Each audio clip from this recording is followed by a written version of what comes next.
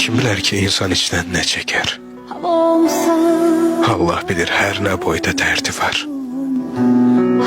Üzdən gülər, ürəyində qəm çökər. Sağda gülən üzün, solda dərdi var.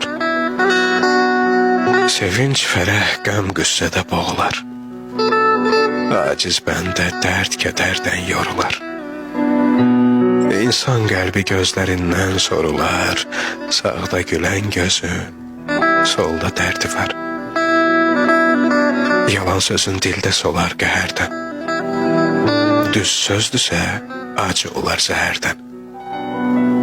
Böhtan çapar, sonda yıxar yəhərdən. Sağda yalan sözün, solda dərdi var.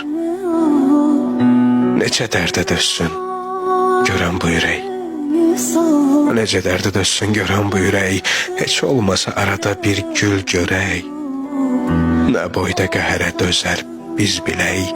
Sağda boşluq, hüzün, solda dərdi var. İnsanoğlu bir ömür gün yuxudu. Naqqaş oldu, günü günə toxudu. Əcəl gəldi, çiynimizdə oturdu. Sağda yazan düzün, solda dərdi var. Şirin olar halal duzun, çörəyin. Bıçaq etməz, kara gələr əməyin. Var dövləti çox əbəzdi sevməyin.